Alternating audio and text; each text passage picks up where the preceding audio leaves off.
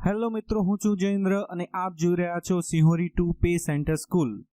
મિત્રો, જ્યારે એક કમ્પ્યુટરમાં એક કરતાં વધારે યુઝર્સ એટલે કે વધારે વ્યક્તિ કામ કરતા હોય અથવા તો આપણે કોઈ સંસ્થાના કમ્પ્યુટરમાં કામ કરતા હોઈએ ત્યારે તે કમ્પ્યુટરમાં રહેલા આપણી અગત્યની ફાઇલ કે ફોલ્ડર કોઈ જોઈ ન શકે અથવા તો તે ઓપન ન કરી શકે એવી જરૂરિયાત ઊભી થતી હોય છે। તો એના માટે આપણે તે ફાઇલ કે ફોલ્ડરને હાઇડ કરવાની જરૂરિયાત ઊભી થાય છે। તો આ ફાઇલ કે ફોલ્ડરને હાઇડ કેવી રીતે કરી શકાય આપણે જોવાના છીએ આજના વિડીયોમાં। તો આપ પણ જાણવા માંગતા હોય કે એ કેવી રીતે કરી શકાય તો અંત સુધી જોડાયેલા રહો આજના વિડીયોમાં। તો ચાલો મિત્રો, સમય ન બગાડતા શરૂ કરીએ આજનો વિડીયો। ચાલો મિત્રો, કોમ્પ્યુટર સ્ક્રીન ઉપર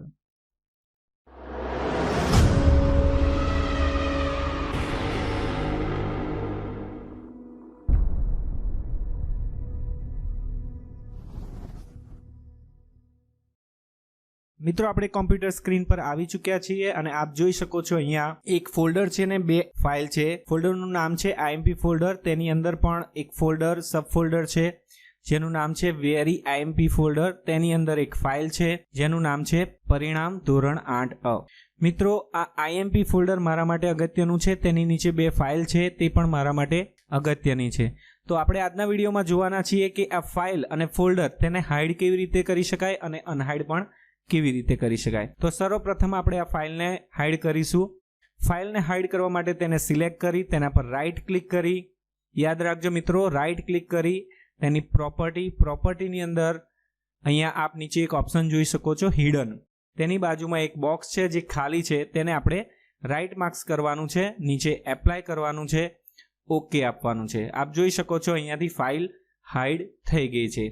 એવી રીતે મિત્રો IMP ફોલ્ડરને હાઇડ કરવા માટે તેને સિલેક્ટ કરીશું, તેને રાઈટ ક્લિક, સેમ પ્રોસેસ કરવાની છે। પ્રોપર્ટીની અંદર આપ જોઈ શકો છો હિડન બોક્સ છે, તેની બાજુનું બોક્સ જે છે હિડનની બાજુમાં તે ખાલી છે, તેને ભરી દઈશું, રાઈટ ક્લિક કરીશું, રાઈટ માર્ક્સ કરીશું, એપ્લાય આપીશું।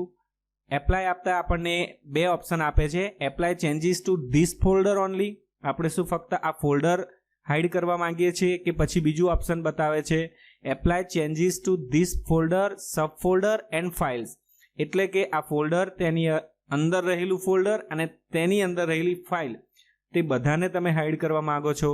તો હું ત્રણેયને હાઇડ કરવા માંગુ છું, એટલા માટે અહીંયા હું ઓકે આપી દઈશ। ઓકે આપી અહીંયા આપ ઓકે આપશો તો આપ જોઈ શકો છો અહીંયાથી ફોલ્ડર પણ ગાયબ થઈ ગયું છે, હાઇડ થઈ ગયું છે।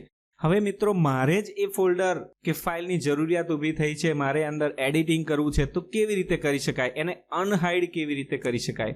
તો તેના માટે મિત્રો આપ અહીંયા ઉપર જોઈ શકો છો ચાર મેનુ આપેલા છે, ફાઇલ, હોમ, શેર અને વ્યૂ।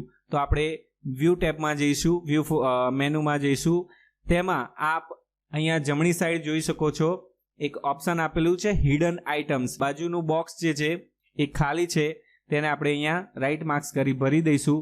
ત્યાં ટચ ક્લિક કરતા જ આપ જોઈ શકો છો જે હિડન ફાઇલ હતી એ હિડન ફાઇલ અહીંયા શો કરવા લાગી છે, પરંતુ તે ફાઇલો આછી છે, મતલબ લાઇટ છે, ડાર્ક નથી, હાઇલાઇટ નથી।